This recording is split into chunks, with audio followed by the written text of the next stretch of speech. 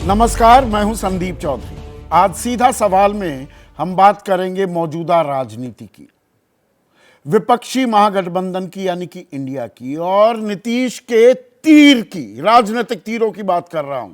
उनके चुनाव चिन्ह वो भी तीर है, उसकी बात नहीं।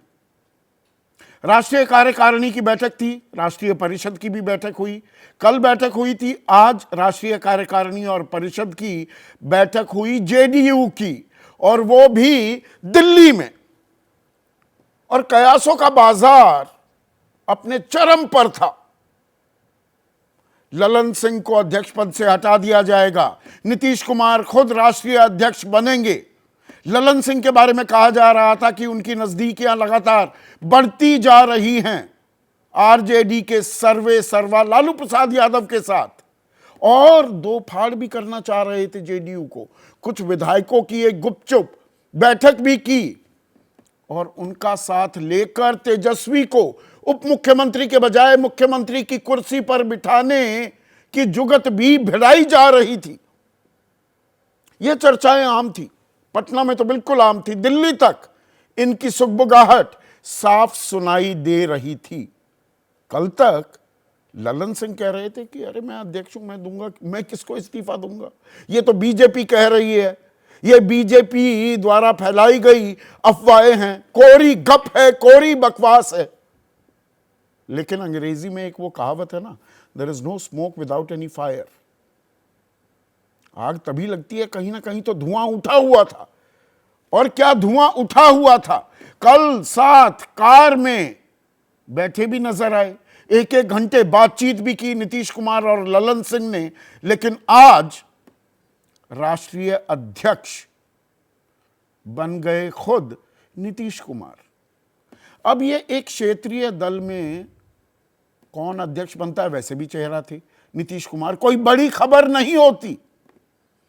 लेकिन जो मैंने तीर शब्द का इस्तेमाल किया, एक तीर से कई निशाने कर दिए हैं क्या, लगा दिए हैं क्या नीतीश कुमार ने।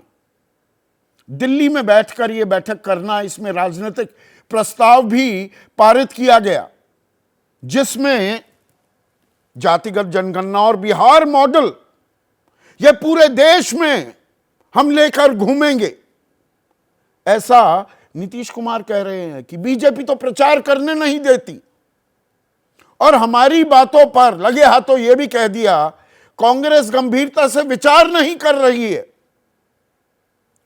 तो अब वो निकलेंगे। जनवरी में झारखंड में एक बड़ी जनसभा करने वाले हैं। पहले खबर यह थी कि वो उत्तर प्रदेश पूर्वांचल के इलाके में दखल देते दिखाई देंगे, बनारस में रैली कर सकते हैं, फूलपुर से चुनाव भी लड़ सकते हैं। लेकिन क्या वो अकेले आगे बढ़ने के कुछ संकेत भी दे रहे हैं जब वो बिहार मॉडल की बात करते हैं, सीटों के बंटवारे की, कि देखिए बिहार में हम सीटों का बंटवारा कर सकते हैं। तो यहां कईयों को आईना एक साथ दिखा रहे हैं क्या नीतीश कुमार। एक तो टीस, वो टीस कई बार उभरी, वो चाहे मुंबई की तीसरी बैठक हो या दिल्ली की चौथी बैठक में संयोजक के रूप में कांग्रेस के राष्ट्रीय अध्यक्ष मल्लिकार्जुन खड़गे का नाम आगे रख दिया ममता बनर्जी ने, और अरविंद केजरीवाल ने ना सिर्फ उसकी तस्दीक की, उसे सेकंड किया, बल्कि कह दिया वो प्रधानमंत्री का चेहरा भी हो सकते हैं। उसके बाद जो प्रेस कॉन्फ्रेंस हुई, आपने गौर किया होगा, नीतीश कुमार उसमें मौजूद नहीं थे। और तब भी कयासों का बाजार गर्म हुआ था कि नीतीश कुमार नाराज हैं। अरे भाई, इस साल नहीं, पिछले साल सितंबर से लगे हुए थे विपक्ष को एक सिरे में पिरोने के लिए। सबसे दिल्ली आकर मुलाकात की थी कि सब साथ हो जाएंगे, बहुमत नहीं लेने देंगे एनडीए को, बीजेपी को 272 पार नहीं करने देंगे, फिर कहा 200 पार करने नहीं देंगे, फिर यहां तक भी ताल ठोक दी कि 100 भी पार नहीं करने देंगे, 2.5 का आंकड़ा पार नहीं कर पाएंगे अगर हम सब एक साथ हो जाएं। लेकिन एक चुप्पी थी। जून में जाकर पहली बैठक हुई, वो भी पटना में, फिर बेंगलुरु में नामकरण हो गया, इंडिया नाम रख दिया गया। इस पर भी ऐतराज था नीतीश कुमार को कि भाई देश का नाम इस्तेमाल करने की क्या जरूरत।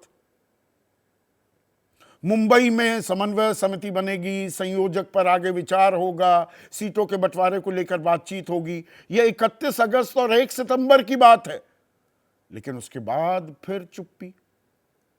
तो क्या ये 30 मन में लिए घूम रहे थे नीतीश कुमार कि सबको जोड़ा मैंने और मेरा नाम ही नहीं, मैं संयोजक भी नहीं, तो अब पार्टी की कमान ही ले ली।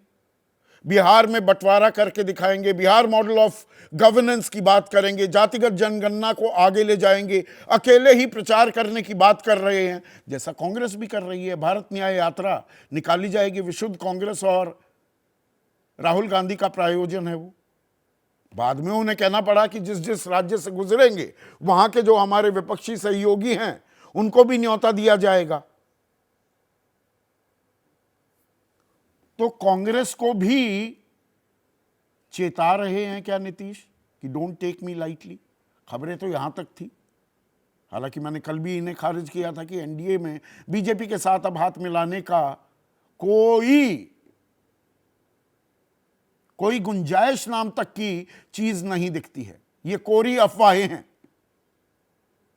पर कांग्रेस को क्या वो चेता रहे हैं, और साथ ही साथ लालू प्रसाद यादव और तेजस्वी को भी समझा रहे हैं कि भैया साथ चलना होगा। ठीक है, मेरी पार्टी की सीटें आपसे कम हैं, लेकिन मुख्यमंत्री मैं हूं, 2025 तक रहने वाला हूं, उसके बाद अपनी पारी खेल सकते हैं तेजस्वी यादव। अगर फिर से सरकार बनती है तो मुझे या मेरी कुर्सी को हिलाने की कोशिश मत कीजिए। और इसमें ममता बनर्जी, जिन्होंने मल्लिकार्जुन खड़गे का नाम संयोजक के तौर पर प्रस्तावित किया था, आज उन्होंने फिर बयान दिया। उन्होंने कहा कि बंगाल में सिर्फ टीएमसी बीजेपी को सबक सिखा सकती है, अन्य कोई पार्टी नहीं। तो ये दबाव भी बनाया जा रहा है क्या इंडिया गठबंधन खास कांग्रेस पर कि भाई सीटों का बंटवारा जल्द से जल्द तय किया जाए। एक न्यूनतम साझा कार्यक्रम होना चाहिए। संयोजक के बिना कोई गठबंधन कैसे हो सकता है। ठीक है, प्रधानमंत्री पद का चेहरा ना हो, लेकिन प्रधानमंत्री पद का चेहरा, वो सपना अब भी अपने मन के किसी कोने में संजोए बैठे हैं क्या नीतीश कुमार। तो इसमें बड़े पेंच आ जाते हैं। नीतीश कुमार ने अपना दबदबा दिखा दिया, पार्टी में टूट के खतरे को क्या फिलहाल के लिए टाल दिया है। अपने ही सबसे करीबी विश्वस्त सहयोगी ललन सिंह को भी पद से हटा दिया कि भाई आप जाकर चुनाव लड़िए, and he is a tough bargainer. तो सीटों में जो सीटों का बंटवारा होगा, अब नीतीश की चाहे मेरे 44-45 विधायक हों और 79-80 आरजेडी के हों, सीटों का बंटवारा बराबर होगा। 2019 में भी आप देखिएगा बीजेपी के साथ, जबकि बीजेपी की ताकत कहीं ज्यादा थी जेडीयू से, पर बराबर सीटों पर चुनाव लड़ने के लिए नीतीश कुमार ने बीजेपी को, प्रधानमंत्री नरेंद्र मोदी को, बीजेपी की आला कमान को मजबूर कर दिया था। लेकिन इसमें सवाल एक और जुड़ा हुआ है। उस वक्त नीतीश कुमार की छवि सुशासन बाबू की थी। बिहार में बहार है, नीतीश कुमार है, लेकिन अब उनके कामकाज पर, उनकी सेहत पर भी बहुत सारे सवाल उठने लगे हैं। तो वो ताकत प्रदान करेंगे इंडिया को, या वो एक लायबिलिटी भी साबित हो सकते हैं। और ये एक और चुनौती इंडिया के सामने, कांग्रेस के सामने, आरजेडी के सामने मुंह बाए खड़ी हो गई है क्या। इसी पर आज हम चर्चा करने वाले हैं, लेकिन पहले सुनिए जेडीयू क्या ताल ठोक रही है, आरजेडी का क्या कहना है, और विपक्ष कैसे हमलावर है। राष्ट्रीय परिषद की बैठक आहूत थी, उसने सर्वसम्मति से राष्ट्रीय कार्यकारिणी के उस फैसले को अनुमोदित कर दिया है जिसमें ललन सिंह जी के द्वारा दिए गए इस्तीफे के बाद श्री नीतीश कुमार जी को सर्वसम्मति से नया अध्यक्ष चुन लिया गया है। नेगेटिव पॉजिटिव के लिए आप लोगों का बहुत बहुत धन्यवाद। लेकिन ना पार्टी टूटी है, ना दोनों में झगड़ा है, ना नीतीश कुमार जी अध्यक्ष बने हैं, हम एनडीए में जा रहे हैं। तो महागठबंधन इसका वोट बैंक भी अगर आप देखें कभी भी तो 15 में क्या रिजल्ट था, 170 पार था कि नहीं था। तो आप समझ लीजिए ये तो पहली बार है महागठबंधन जब जदयू शामिल हुई है और हम लोग लोकसभा का चुनाव लड़ रहे हैं तो हाथ पैर फूला हुआ भाजपा का। तो इस तरह का बयान दे करके थोड़ा अपने आप को जो है, पासपोर्ट ऑफिस आए हुए थे आप। हम नए अध्यक्ष बने हैं, उनका पार्टी का निर्णय रहा है, तो पहले भी अध्यक्ष रहे ही हैं वो लगातार, और पार्टी के सर्वमान्य नेता भी हैं, तो बने हैं तो अच्छी बात है, उनको शुभकामनाएं हैं। एनडीए के नेतृत्व में सरकार बने केंद्र में भी और राज्य में भी। पुनः बिहार में चीफ मिनिस्टर का चेहरा नीतीश कुमार एनडीए की तरफ से हो या इधर महागठबंधन की तरफ से हो, हम समझते हैं कि नहीं बन सकेंगे। ऐसे में आज का सीधा सवाल, 24 की रेस, नीतीश बनेंगे विपक्ष का फेस, उसीलिए ये कवायद की है उन्होंने।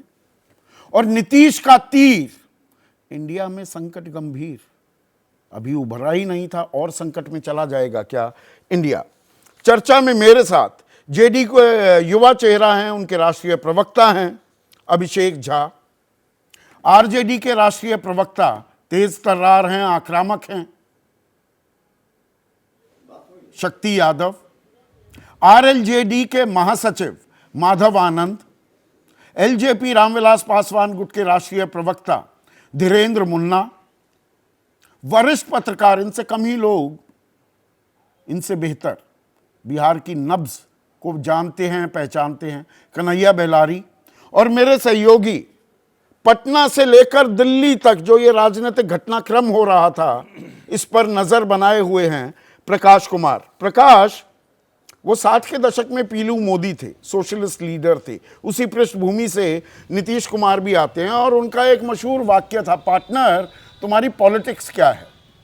तो ये नीतीश कुमार की पॉलिटिक्स क्या है, अब तो पत्ते खुल गए हैं सारे।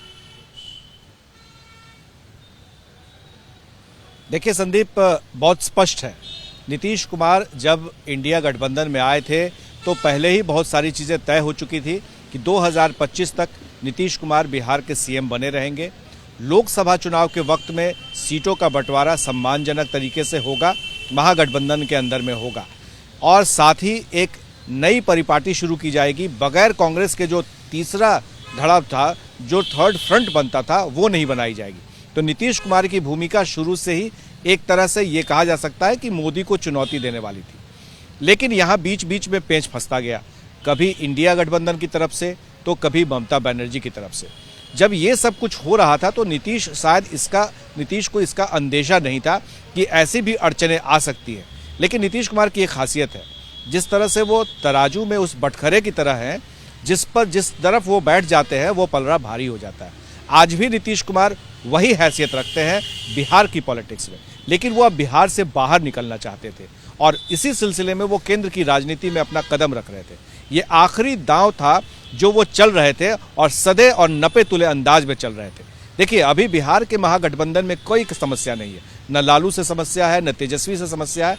तेजस्वी और लालू बहुत सही तरीके से फूंक फूंक कर कदम उठा करके ये जो गठबंधन धर्म है उसका पालन कर रहे हैं, उनकी तरफ से कहीं कोई कोताही नहीं है। पर सवाल उठता है कि जब आपके अरमान हो आसमां छूने के, तो फिर कौन किसकी परवाह करता है। तो ऐसे में नीतीश कुमार इंडिया गठबंधन का फेस अगर नहीं बन पाते हैं तो क्या आगे उनकी पॉलिटिक्स होगी। वो बटकरे वाली बात जो मैं बार बार कह रहा था, वो किस पलड़े पर बैठेगा, ये बहुत बड़ा सवाल इसलिए है क्योंकि नीतीश कुमार वक्त वक्त पर अपना मिजाज दिखाते रहे हैं और अपना एक तरह से एक पाले से दूसरे पाले में आराम से जाते हैं। सीधी भाषा में कहा जाए प्रकाश, तो नीतीश कुमार ने चुनते हैं कांग्रेस को सीधे सीधे एक तरह से चेता दिया है कि मैंने तो गठबंधन बनवाया, मैंने ये पहल की थी पिछले साल सितंबर में, सबको एकजुट किया, लामबंद किया, ना आप मुझे संयोजक बनाएंगे, ना सीटों के बंटवारे के फॉर्मूले पर जो हम बिहार में करने को तैयार हैं वो उस पर आप तवज्जो दे रहे हैं, और जो हमारी बातें हैं उन पर आप विचार करने को तैयार नहीं। बीजेपी तो प्रचार नहीं करने देती, पर आप हमारी बातों पर विचार नहीं कर रहे। तो यह चेताया जा रहा है क्या नीतीश की तरफ से कांग्रेस को? बिल्कुल सीधा संदेश है। देखिए, ये चेतावनी न सिर्फ कांग्रेस को है बल्कि लालू और तेजस्वी को भी है, क्योंकि जिस गठबंधन में, जिस इंडिया की बैठक में ममता बनर्जी ने मल्लिकार्जुन खड़गे का नाम प्रस्ताव दिया था, उस वक्त ना ही लालू जी ने कुछ कहा, ना ही तेजस्वी जी ने, और ना ही ललन जी ने कुछ एक शब्द भी उस पर प्रतिक्रिया दी। और ये टीस जो है वहीं से शुरू हो गई, जो घाव बनता जा रहा है। लेकिन ये क्या रुख लाएगा, क्या रंग लाएगा, ये अभी तुरंत कहना, इस पर जल्दबाजी होगी। लेकिन ये जरूर है कि नीतीश कुमार 14 जनवरी के बाद कोई ना कोई ऐसा फैसला लेंगे एक बार फिर। जैसे ललन सिंह पार्टी अध्यक्ष पद से हटे हैं, वैसे ही 14 जनवरी के बाद ही कुछ ऐसा फैसला लेंगे जो फिर एक बार संदीप आपको, हमको इस प्रोग्राम में लाएगा, और ये फिर पूछेंगे आप कि आखिर ये सब कैसे हुआ तो और वो अब 14 आगे जनवरी क्या को क्या तो जाहिर एक है कि और इंतजार करना होगा दूसरा और वक्त के लिए। एक और तीर क्या छोड़ने वाले हैं?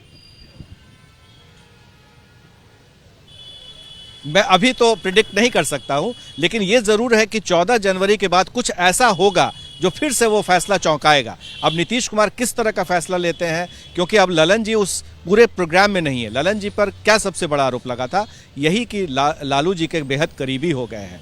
क्या हो सकता है इसके आगे? इंडिया गठबंधन में उन्होंने जो वादा किया था कि कोई ना कोई पद दिलाएंगे, कोई ना कोई ऐसा सपना दिखाए थे जिससे कि वो आगे बढ़ रहे थे, वो सब कुछ नहीं हुआ। तो जाहिर है कि अब नीतीश कुमार न सिर्फ पार्टी को एक करने के लिए करेंगे, बल्कि पार्टी आगे कैसे बढ़े, कैसे उनका समर्थन जो वो आगे हो, इसके लिए वो इसकी कवायद में 14 जनवरी के बाद कुछ नया करेंगे। तो मतलब कह रहे हैं कि मैं हूं ना, और ये संदेश लालू और तेजस्वी को भी दे दिया कि अभी मैं हूं, तो उतावले मत होइए। बिल्कुल, ये बात सही है। अभी वो नीतीश कुमार अब कुछ भी नहीं कह रहे। आपने देखा होगा कि चाहे वो बीजेपी की तरफ का इशारा हो या फिर कांग्रेस का इशारा हो, इंडिया गठबंधन का इशारा हो, तो वो दोनों ही तरफ अभी बोलते रहते हैं। आपने गौर नहीं किया कि बीजेपी के खिलाफ जमकर कभी नहीं बरसे, जैसा कि ललन सिंह बरसते रहे, चाहे उनकी पार्टी के नेता बरसते रहे। 2 ही 3 बात कहते हैं, ये लोग इतिहास बदलने चले हैं, मेरा काम का अपने ऊपर श्रेय ले लेते हैं। यही 2-3 बातें हैं जो बराबर कहते रहे। लेकिन इसका मतलब ये नहीं कि वो बीजेपी में जा रहे हैं, पर यह जरूर है कि वो बताते हैं कि ये जो खिड़की है वो खुली हुई है। एक सबसे अहम बात मैं बताता हूं संदीप, आपके इस शो पर, बीजेपी के पक्ष में बहुत सारे जेडीयू के विधायक और सांसद हैं जो उनके साथ गठबंधन चाहते हैं, और बहुत सारे ऐसे भी विधायक हैं जो महागठबंधन के साथ जा रहे हैं। लेकिन समस्या ये है कि अभी लोकसभा चुनाव है, बिहार विधानसभा का चुनाव नहीं है। तो ऐसे में बीजेपी भी चुप नहीं बैठे रहने वाली है, वो भी कुछ ना कुछ खेल करेगी। इसलिए मैं कह रहा हूं कि 14 जनवरी के बाद का इंतजार कीजिए, देखिए क्या होता है राजनीतिक तौर पे बिहार में खेल। और केसी त्यागी ने बयान भी दिया है, राजनीति में कोई दुश्मन नहीं होता है। तो इसके मायने क्या निकाले जाएं, ये तो आने वाला वक्त गवाही देगा। अभिषेक, नीतीश कुमार फ्रंट फुट पर खेलते दिखाई दे रहे हैं, वरना क्रीज पर आराम से जमकर ही खेलने वाले खिलाड़ी हैं वो, अब फ्रंट फुट पर आते दिख रहे हैं। ये कह रहा हूं तो गलत कह रहा हूं क्या? नीतीश कुमार जी ने हमेशा जनता के आशीर्वाद से फ्रंट फुट पर ही खेला है।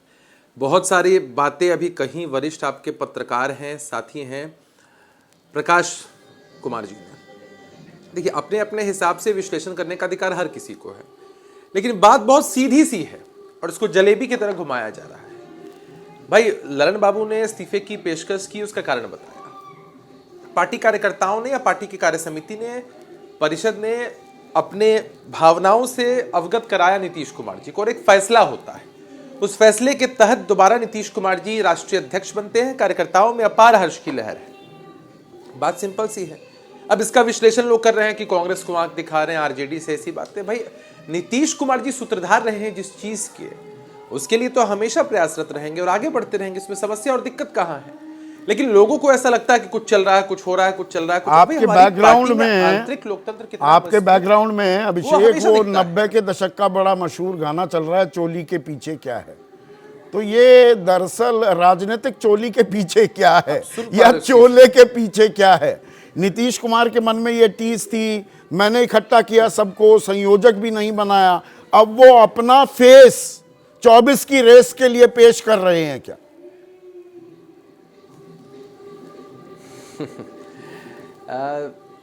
संदीप जी, आपने बहुत अच्छे लहजे में सवाल को पूछा है और बहुत सीरियसली मैं इसका जवाब आपको दे दूं। देखिए, लोग कहते हैं कि नीतीश कुमार जी के मन के अंदर टीस है। भाई जो बातें वो साफ तौर पर कई मंचों से कह रहे हैं, जो बातें हमारी पार्टी के नेता कई मंचों पर कह रहे हैं, कि नीतीश कुमार जी सूत्रधार हैं, उम्मीदवार नहीं है, और तो और उनकी कोई व्यक्तिगत महत्वाकांक्षा नहीं, न संयोजक बनना, न प्रधानमंत्री पद के उम्मीदवार बनना, बस विपक्ष के सभी साथियों को एकजुट करके एक साथ लेकर आगे बढ़ना। तो ये सारी चीजें उन्होंने साफ तौर पर कह दी है, लेकिन सबका ध्यान बस नीतीश कुमार जी की हर एक एक्टिविटी पर कॉन्सेंट्रेटेड है। नहीं, वो कि क्यों ना नीतीश जी ने अगर करें। ऐसा कहा तो देखिए इसका मतलब अभिषेक, वो क्यों ना करें। जनवरी में कर झारखंड में बड़ी जनसभा वो करने वाले हैं, अकेले प्रचार में निकलेंगे। ये आप ही की कार्यकारिणी और राष्ट्रीय परिषद से संकेत मिल रहे हैं, तो वो इंडिया में जमकर नहीं खेल रहे हैं। और मैं ये कतई नहीं कह रहा हूं कि इंडिया वाले जमकर साथ लड़ने को भी तैयार हैं। कांग्रेस भी अपनी भारत न्याय यात्रा खुद निकाल रही है, तो नीतीश भी अपनी पेशबंदी अपनी ताल ठोक रहे हैं ना।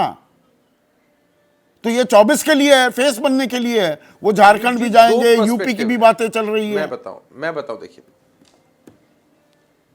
क्यों नहीं जाएंगे। देखिए हर पार्टी को अधिकार है अपनी विचारधारा, अपनी सोच, अपनी कार्यशैली के हिसाब से कार्यक्रम करने का। हर एक पार्टी कर रही है, और ज्वाइंट भी बहुत सारे कार्यक्रम हो रहे हैं। किसी ज्वाइंट कार्यक्रम में हमारी पार्टी की या हमारे नेता की सहभागिता न हो तो सवाल उठ सकते हैं हमारे ऊपर कि भाई हमने इंडिया अलायंस को छोड़ करके दरकिनार करके अपने पार्टी के हम कार्यक्रम में मशगूल हैं। नहीं, ऐसा नहीं होता है। हमारी पार्टी के अनगिनत कार्यक्रम ऐसे ही चल रहे हैं। अभी कुछ दिनों पहले कार्यक्रम हो रहे थे, कर्पूरी चर्चा हो रही थी, भीम संवाद, और बहुत सारे कार्यक्रम हैं।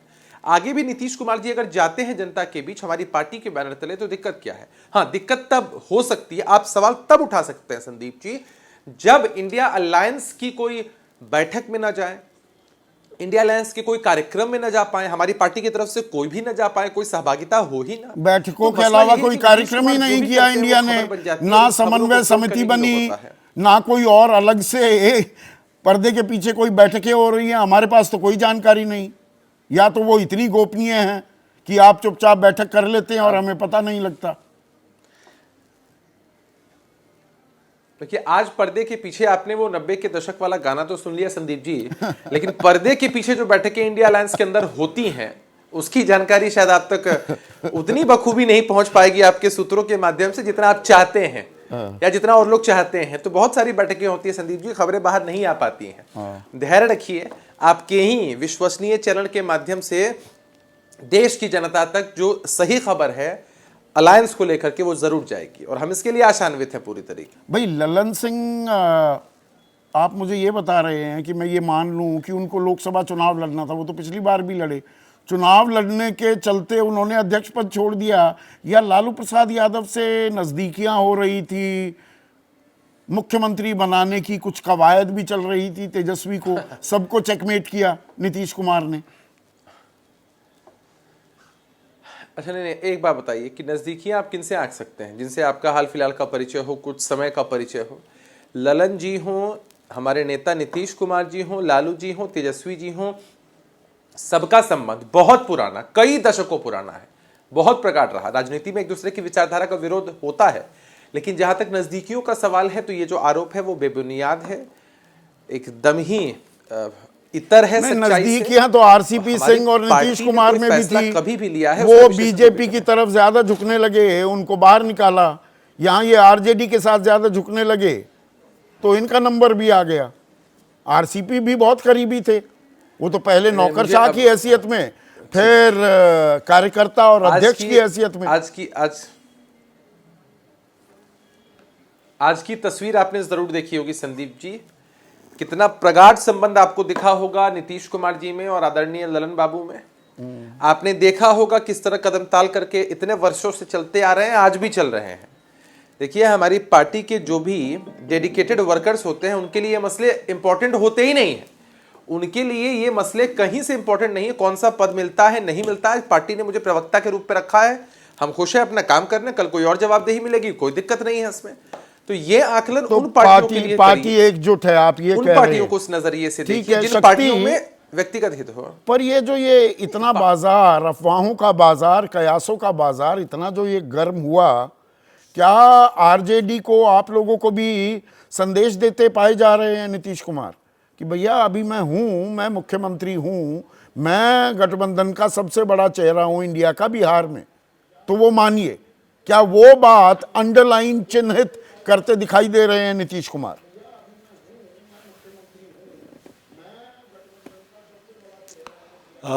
संदीप जी, नीतीश कुमार जी इस गठबंधन के नेतृत्व करता है और बिहार में महागठबंधन के नेता हैं और बिहार के मुख्यमंत्री हैं। और हम लोगों ने जिन मुद्दों के आधार पर गठबंधन में शामिल हुए, संकल्प और प्रण तेजस्वी जी का था, उन संकल्पों को नीतीश जी के नेतृत्व में हमने स्थापित किया और लगातार करते भी जा रहे हैं। दर्द उन दलों को जरूर हो रहा है जो हाशिए पे जाता हुआ दिख रहा है, चाहे नियोजित शिक्षकों का राजकर्मी का दर्जा का सवाल हो, नौकरी का सवाल हो, या फिर जाति आधारित गणना के बाद आरक्षण के दायरा को बढ़ाने का सवाल हो। ये जनमानस में चीज़ें बैठ चुका है कि जो ये बंदा कहता है वो करता है, और नीतीश कुमार जी के नेतृत्व में सारी चीज़ें स्थापित हो रही है। किसी भी दल के अंदर में अध्यक्ष कौन रहेगा, ये दल लगातार फैसला कभी न कभी लेते रहती है, और पहले भी आदरणीय नीतीश कुमार जी मुख्यमंत्री अध्यक्ष पद पर रहे भी हैं और उसके बाद अध्यक्ष पद से हटे भी हैं। आदरणीय ललन सिंह जी के पुरातन नाते हैं नीतीश कुमार जी से, 40-45 साल के रिश्ते हैं। उन रिश्तों विश्वास की बुनियाद पर है। उन रिश्तों के संदर्भ में कोई भी व्याख्या अगर कोई करता है, जो आज आया, कल आया, परसों आया, वो जेडीयू का हमें अंदरूनी मामला है तो उसको वहां रहने देते हैं। मुझे एक चीज बताइए, ईमानदारी से बताइएगा शक्ति भाई, एक आकलन तो ये भी हो रहा है ना बिहार में, बिहार की राजनीति में और राजनीतिक हलकों में भी, कि गठबंधन तो मजबूत है। एबीपी न्यूज सी वोटर का सर्वे भी आया हमने, जो पहला ओपिनियन पोल किया है 24 के चुनाव को लेकर, तो वहां इंडिया गठबंधन हावी है एनडीए पर, एनडीए से आगे है। पर उस आगे में बड़ी भूमिका आरजेडी की है। आरजेडी मजबूत है पर दरअसल जेडीयू कमजोर कड़ी है। तो अंदर जो राजनीति हो रही है, क्या वो इस बाबत हो रही है? मैं एक बात नहीं, अभी संदीप जी, मैं साफ कहता हूं, गठबंधन में हमारे जितने दल हैं, वाम दल हैं, कांग्रेस पार्टी है, जनता दल यू है, राष्ट्रीय जनता दल है, सब दलों की अपनी जो है भूमिका है वो साफ साफ है, और हम लोगों ने सबको लेकर के आगे चलने की बात कही है। और मैं एक बार फिर कह रहा हूं कि बिहार ने एक रास्ता दिखाया है। बिहार परिवर्तन की भूमि है, क्रांति की भूमि है। हम सीट शेयरिंग भी समय पर करेंगे, एक रास्ता दिखाएंगे, और इसको चीज आने वाला कल भी देखेगा और आप इस पर चर्चा भी करेंगे।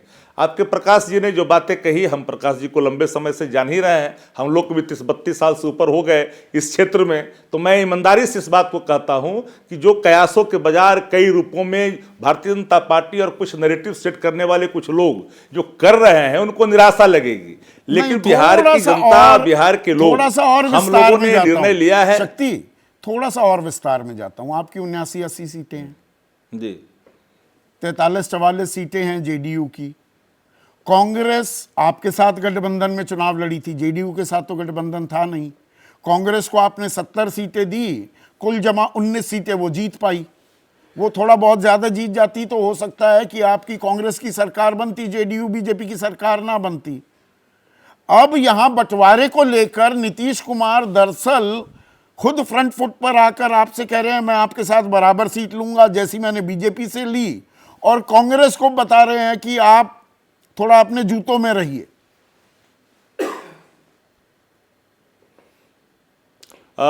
संदीप जी, मैं बेबाक टिप्पणी कर देता हूं, और कल आने वाले कल में आप देखेंगे हम लोग सीटों के संदर्भ में किसी प्रकार की कोई जिद किसी हमारे गठबंधन के दलों के बीच में नहीं होगी।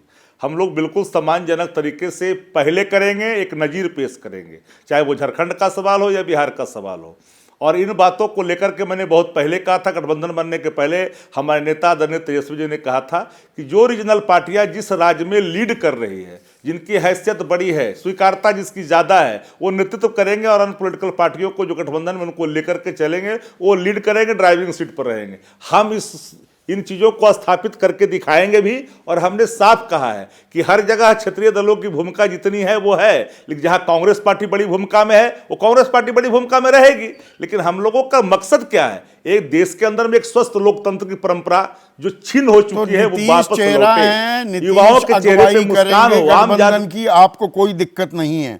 पर आपके राष्ट्रीय अध्यक्ष माधव आनंद, एक मिनट, अब माधव आनंद की बारी।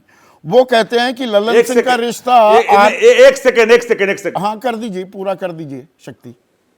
एक सेकंड। हाँ, देखिए पूरा कर देता हूं। देखिए नीतीश कुमार जी वरिष्ठतम मुख्यमंत्रियों में से एक है देश के अंदर में। उनके पात्रता पर कोई सवाल नहीं खड़ा कर सकता। केंद्र में रहने का, राज्य चलाने का, केंद्र चलाने का, गठबंधन चलाने का पुराना अनुभव है।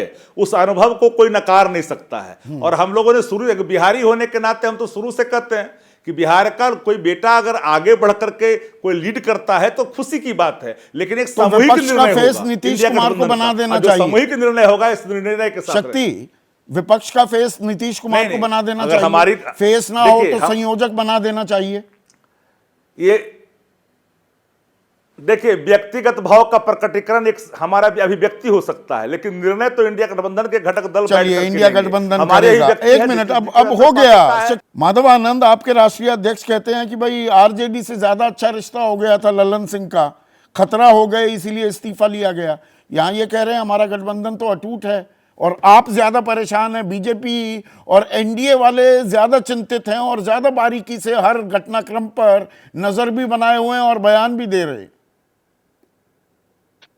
संदीप जी, आदरणीय नीतीश कुमार जी ने बड़ी देर कर दी और अभी हमारे अनुज अभिषेक झा जी हैं और उनके जो बैकग्राउंड में म्यूजिक चल रहा था, पर्दे के पीछे क्या, चोली के पीछे क्या, जो आपने भी विश्लेषण किया, चोली के पीछे बहुत कुछ था और चोली के पीछे अभी भी बहुत कुछ है। बहुत कुछ का पर्दाफाश हुआ है। जिन कारणों से हम लोग जनता दल यूनाइटेड को छोड़कर 20 फरवरी 2023 को नई पार्टी बनाया, जब मर्ज भी किए थे उस समय भी मैं राष्ट्रीय प्रधान महासचिव था राष्ट्रीय लोक समता पार्टी का, और मर्ज भी मैंने 14 मार्च 2021 को किया था, पर मेरी भूमिका अहम थी, सबको पता है। और जब पार्टी हम लोग फिर से बनाए हैं 20 फरवरी 2023 को, तो उसमें भी अहम भूमिका है। हम लोगों ने आदरणीय नीतीश कुमार जी को बड़ी बारीकी से देखा है। जब हम लोग विपक्ष में भी थे, जब आरएलएसपी के टाइम में, उस समय भी है सो हम लोग को कई बार मौका मिला आदरणीय मुख्यमंत्री जी से मिलने का, कई बार बातचीत होती थी क्योंकि सूबे के मुख्यमंत्री हैं। और जब साथ में ही थे, जब मर्ज कर दिया, तब भी हम लोगों ने बहुत अच्छी तरह देखा कि जनता दल यूनाइटेड आखिर नीतीश कुमार जी की कार्यशैली क्या है। नीतीश कुमार जी के बारे में कहा जाता है, संदीप जी मुझे पूरा मौका दीजिएगा क्योंकि सबको आपने मौका दिया। नीतीश जी के बारे में कहा जाता है कि कोई सगा ऐसा बचा नहीं जिसको उन्होंने ठगा नहीं। चाहे जॉर्ज साहब की बात कर लें, शरद यादव जी की बात कर लें, आरसीपी जी की बात कर लें, आदरणीय उपेंद्र कुशवाहा जी की बात कर लें, लल्लन सिंह जी की बात कर लें। अब लल्लन सिंह जी पे आते हैं। यह बात तो हम लोग बहुत पहले से कह रहे थे कि आखिर हम लोग को छोड़ने की जैसे ऐसी क्या नौबत बन गई कि हम लोगों को जो 1 साल पहले पार्टी मर्ज किया और आज मुझे छोड़ने की जैसे मजबूरी ऐसी आ गई। क्या ऐसी विकट समस्या आ गई? आप लोगों ने बहुत सारे आरोप लगाए हम लोगों के ऊपर कि हम लोग अपॉर्चुनिस्ट हैं, फलाना है, टकाना है, लेकिन हम लोगों ने इन सारी बातों को उस समय उठाने का काम किया था कि जिस तरह लल्लन सिंह जी को नेतृत्व दिया गया, लल्लन सिंह की जो कार्यशैली थी, लल्लन सिंह जिस तरह आरजेडी से डील कर लिए थे, और कल ही तो शक्ति यादव जी के साथ तो इतिहास हो गए। आप उसमें इतना डिटेलिंग में जो जा रहे हैं माधव, एक मिनट सुनिए। और जो ये शब्द हैं ये for the record, on record आ चुके हैं। 29 दिसंबर को जो आप बोले हैं, खबरें तो यहाँ तक हैं कि उपेंद्र कुशवाहा और आप लोग फिर से बीजेपी को छोड़ के महागठबंधन में भी जा सकते हैं। वो राजनीति में कोई दुश्मन नहीं होता। केसी त्यागी के शब्दों पर गौर कीजिए। एकदम मैं आपकी बात को कह रहा हूँ। आप ही के चैनल पे मैंने एक बार बोला था कि जो दिखता है राजनीति में वो होता नहीं है, जो होता है वो दिखता नहीं है। ये राजनीति का कटु सत्य है। तो अब जहां तक आपने कहा कि हम लोग की पार्टी का, मैं पार्टी का अभी भी प्रधान महासचिव हूं और मैं ऑन रिकॉर्ड कहना चाहता हूं कि आदरणीय नीतीश कुमार जी के साथ हम लोगों का कोई संबंध नहीं हो सकता। मैं ये नहीं कह रहा हूं कि बीजेपी के साथ जेडीयू का संबंध होगा या नहीं होगा, वो बीजेपी को तय करना है, लेकिन हम लोग के साथ संबंध नहीं हो सकता क्योंकि आदरणीय जो नीतीश ने तीर चलाया है, नीतीश अब फ्रंट फुट पर आ गए, अब वो फेस बनने की बात कह रहे हैं, कांग्रेस को भी चेता रहे हैं और लालू प्रसाद यादव तेजस्वी को भी आईना दिखा रहे हैं। क्या देखिए, नीतीश कुमार जी कई मोर्चे पे लड़ाई लड़ रहे थे, यानी उनके समस्याएं जो थी, बहुत तरह की समस्याएं थी। पार्टी को बचाना है, पार्टी के जितने एमएलए हैं, एमपी हैं, कहीं ना कहीं सब में बिखराव नजर अभी भी है। मैं ये नहीं कर रहा, मैंने कहा ना, चोली के पीछे भी बहुत कुछ बाकी है संदीप जी। आने वाले वक्त में आपको पता चलेगा, अभी अंत नहीं हुआ है, अभी अंत नहीं हुआ है, अभी अंत नहीं हुआ, अभी पर्दाफाश होना बाकी है। तो अभी क्या पर्दाफाश और हो सकता है, अभी उसका इंतजार तो करेंगे। मुन्ना भाई, आपने थोड़ी राहत की सांस तो ली होगी। कयास तो ये थे भाई नीतीश कहीं एनडीए में ना आ जाएं, आप लोगों के लिए दिक्कत भी हो सकती थी कि बीजेपी और नीतीश साथ आ जाएं। हालांकि मैंने कल ही इस बात को खारिज किया था। देखिए संदीप जी, मुझे नहीं लगता है कि नीतीश कुमार जी अब इतना प्रासंगिक है कि कहीं जाए या आने से उनको बेचैनी हो सकती है।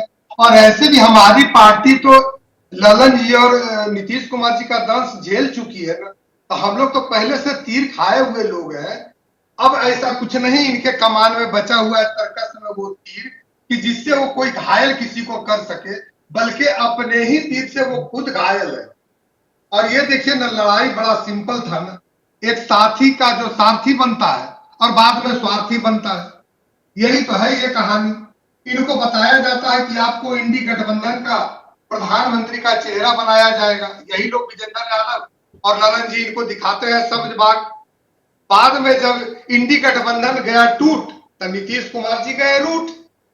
अब उनको लगा कि ये लोग हमको धोखा देके यहाँ पे ले आए हैं, उसी का फलाफल आप देखिए कि वो अपने अध्यक्ष को पर हटा रहे हैं। ये इसे उनका राष्ट्रीय राजनीति के परिप्रेक्ष्य में आंकने से पहले बिहार में इसको आंकने की भी जरूरत है ना। जो शक्ति यादव यहाँ कह रहे हैं, जो अभिषेक झा भी ताल ठोक रहे हैं कि हमारा गठबंधन तो तय है, सीटों के बंटवारे में भी दिक्कत नहीं आएगी। अब नीतीश कुमार बिहारी कार्ड भी खेलेंगे कि बिहार मॉडल की गूंज मैं पूरे देश में उसे लेकर जाऊंगा। प्रचार बीजेपी करने नहीं देती, कांग्रेस अभी विचार कर नहीं रही, तो बिहार और बिहार मॉडल को लेकर भी अब वो पटना से, बिहार से बाहर निकलते दिखेंगे। तो इसका सिर्फ बिहार के परिप्रेक्ष्य में नहीं, राष्ट्रीय राजनीति के परिप्रेक्ष्य में क्या असरात होंगे या कुछ नहीं होने वाला? संदीप बाबू, सबसे पहले तो ये बताइए कि ये अभी आपने कहा आपने शो में कि ये झारखंड से शुरुआत करेंगे। ये चूंकि वहां पर उनके स्वजातीय लोगों की थोड़ी बहुलता है, तो वो अब मात्र 2% जो उनका या 3.25% जो जातीय गणना में उनको अपना निकल कर आया है वोट, उसी आधार पे वो अपना काम करना चाहते हैं। और जयराम रमेश जी ने 2 दिन पहले कहा था कि भाई खुला मन करिए और मुंह बंद करिए। यही तो इंडी गठबंधन टूटने का इशारा है कि जहां पर अपना जिसको क्षेत्रीय दल बड़ी पार्टी है वो अपने हिसाब से अपना लड़े, कहने को हम लोग एक नैरेटिव सेट करें। इंडी गठबंधन भाई जो आप कह रहे हैं कि नीतीश कुमार 2-2.5% वोट बैंक है, वहां झारखंड जाएंगे, वो तो बिहार में भी उतना ही वोट बैंक है। 18 साल से मुख्यमंत्री हैं, गठबंधन बनते बिगड़ते रहे पर नीतीश कुमार वहीं डटे रहे। तो जातिगत समीकरण, ऊपर से जातिगत जनगणना, आरक्षण, ये कार्ड और ये पिछड़ी जाति को साथ में साधना, कुछ ताकत विरोधी की भी कमतर नहीं आंकनी चाहिए। जनवरी में मैं बता रहा हूं कि यह सरकार नहीं रहेगी और जनवरी में निश्चित तौर पर या तो सरकार बदलेगी नहीं तो यह व्यवस्था बदलेगी, लेकिन नीतीश कुमार जी मुख्यमंत्री के रूप में जनवरी में नहीं रहेंगे। या तो आदरणीय तेजस्वी जी हो जाए, सरकार बदले या प्रशासन का शासन बदलेगा, लेकिन अब यह खेल लंबा नहीं चलने वाला। और क्यों कौन बदलने वाला है? संदीप, कौन बदलने वाला है? मैं बता, हाँ, मैं थोड़ा समझना चाह रहा हूं। ललन बाबू के नेतृत्व में जनता दल यू के बहुत सारे विधायक उनके साथ हैं और हम लोगों के संपर्क में भी हैं। तो तेजस्वी यादव या तो मुख्यमंत्री रहेंगे और नहीं तो यह सरकार। नहीं, धीरेन्द्र मुन्ना, मैं थोड़ा सा खेल आपको समझा दूं।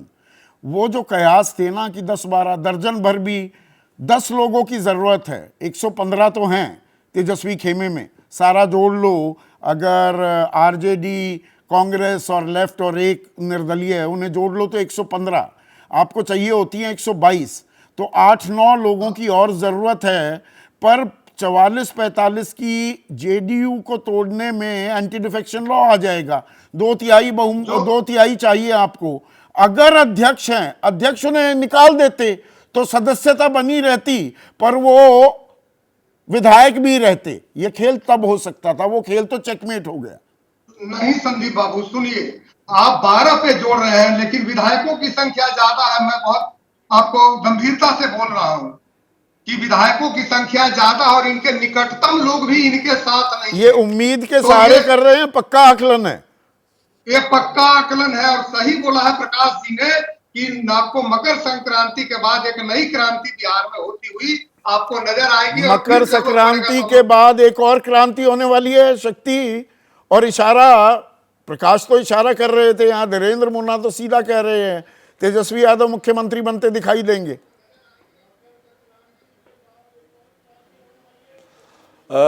संदीप जी, राष्ट्रीय जनता दल शुरू से ही ऐसा कोई कदम नहीं उठाता है जो जनमानस में हमारे कदमों को धोखा करार दे, और हम लोगों ने सदैव गठबंधन धर्म का ही पालन किया है। हमने उन सभी जो राजनीतिक स्वच्छता के जो मानक हैं, मकर संक्रांति के बाद क्रांति होने वाली है क्या? सीधा सवाल है। हाँ, बिल्कुल क्रांति होगी। इस बिहार से उठेगी भारतीय जनता पार्टी के खिलाफ एक लामबंदी होगी देश भर में, और वो लामबंदी 2024 से भारतीय जनता पार्टी को देर से बाहर का रास्ता दिखाएगा। एक क्रांति उठेगी मकर संक्रांति के बाद। तो माधव, जो शक्ति कह रहे हैं सत्य है कि और इंडिया गठबंधन और मजबूत होगा, थोड़ा जो ये आईना दिखा रहे हैं, तो जो अभी भी अंतर्द्वंद हैं अब उन्हें खत्म करने, कोई समाधान निकालने पर मजबूर होना पड़ेगा सभी को। ये मजबूर कर दिया है क्या नीतीश ने अपने तीर से? नीतीश जी तो खुद मजबूर हैं, वो दूसरे को मजबूर क्या करेंगे। और जहां तक आप इंडिया अलायंस की बात कर रहे हैं, इंडिया अलायंस में हर घटक दल एक दूसरे को निपटाने में लगे हुए हैं। संदीप जी, अभी तो स्टार्ट हुआ है। मकर संक्रांति के बाद आपको बहुत कुछ देखने को मिलेगा कि इस इंडी गठबंधन का कोई अस्तित्व भी रहता है या अस्तित्व विहीन हो जाता है, यह दोनों चीज आपको देखने को मिलेगा। इस अलायंस का कुछ नहीं होना है, आदरणीय नीतीश कुमार जी का कुछ नहीं होना है। बहुत देर कर दी नीतीश कुमार जी ने। मैं बता रहा हूं, नीतीश कुमार जी की जो स्थिति है, संदीप जी, आप वरिष्ठ पत्रकार हैं, बड़े भाई हैं, मैं बहुत सम्मान, पर आप भी जानते हैं कि किस स्थिति में है। आज वो दौर नहीं है। आदरणीय नीतीश कुमार जी अब मजबूत नहीं रहे। एक तो स्वास्थ्य उनका अच्छा नहीं है, वो क्या बोलते हैं नहीं बोलते हैं सबको पता है। पार्टी चलाना और कह रहे हैं संयोजक का पद, प्रधानमंत्री पद का चेहरा, ये असंभव है, नेक्स्ट टू इम्पॉसिबल है। बिहार की जनता को तो संभाल नहीं पा रहे हैं। बिहार में कितने समस्याएं हो गई हैं, जंगल राज पुनः स्थापित हो गया, ये सबको पता है। और आप कह रहे हैं कि देश संभालने और इंडिया अलायंस आप सरकार में होते हैं, बिहार में तो मंगल राज होता है, बिहार में बहार होती है, नीतीश कुमार होती है, और आप सत्ता से बाहर हो जाएं, गठबंधन से बाहर हो जाएं तो वहां जंगल राज आ जाता है। ये भी कमाल है। संदीप जी, कामों के आधार पे स्थिति विवेचना होती है। जब काम अच्छे होते हैं, जब लॉ एंड ऑर्डर अच्छा होता है, जब अच्छा काम उन्होंने पहले कार्यकाल में किया, तो अभी भी मैं बड़े गर्व के साथ कहता हूं कि नीतीश जी के पहला कार्यकाल बहुत अच्छा रहा। लेकिन उसके बाद जितने कार्यकाल आए, नीतीश जी ने कुछ ऐसा नहीं किया। आप देखिए ना, एक एक जितनी योजनाएं हैं सबका आप कर लीजिए, विश्लेषण और आप उनके साथ बने रहे उस दौरान, आप भी उनके साथ थे। अभी आप जुम्मा कुछ रोज पहले ही तो बाहर निकले हैं। एक लास्ट कमेंट, शक्ति यादव एक कंक्लूडिंग कमेंट देना चाह रहे हैं। शक्ति, देखिए संदीप जी, भारतीय जनता पार्टी और एलआई, उनके इंडा गठबंधन के जितने पार्टनर हैं, जनता के राज को सदैव उन्होंने जंगल राज कहा है। मणिपुर में असमत लूटी जाए, वो जंगल राज नहीं है, अभी भी कंट्रोल में नहीं है। उत्तर प्रदेश में राजनीतिक हत्याओं का दौर चले, सुप्रीम कोर्ट वहां जंगल राज कहे, वो जंगल राज नहीं है। आप एनसीआरबी का रिपोर्ट सामने खड़ा कर दो और अन्य राज्यों से तुलना बिहार का कर दो। अगर हमारा राज्य पीछे है तो मैं एडमिट करूंगा, स्वीकार करूंगा। यहाँ एक अपराधी को बता दीजिए कि अपराध करने के बाद खुलेआम घूमता हो, उत्तर प्रदेश के सीएम आंकड़ों पर भी बात करेंगे, बिहार के अपराध के, जुर्म के, कानून के आंकड़ों पर भी चर्चा होगी। लेकिन अभी विशुद्ध राजनीति हो रही है, और ये मकर संक्रांति के बाद कुछ और क्रांति भी आने वाली है क्या, इसको भी हम ट्रैक करेंगे। तो 24 की रेस, नीतीश बनेंगे विपक्ष का फेस, और जो वो तीर चला रहे हैं उससे संकट और गंभीर होगा क्या इंडिया के लिए। सुनील कुमार हैं, बिहार से ही हैं, नालंदा वासी हैं। वो कहते हैं इंडिया में नीतीश ही प्रधानमंत्री पद के मजबूत दावेदार हो सकते हैं। जबकि हमारे एक और दर्शक हैं गजानंद शर्मा, भोपाल वासी हैं। वो कहते हैं नीतीश एनडीए से ज्यादा इंडिया के लिए बड़े चैलेंज हैं, दिक्कत पेश कर दी है क्या। राजनीति आने वाले दिनों की बहुत दिलचस्प होने वाली है, लगातार विश्लेषण करते रहेंगे। आज इतना ही।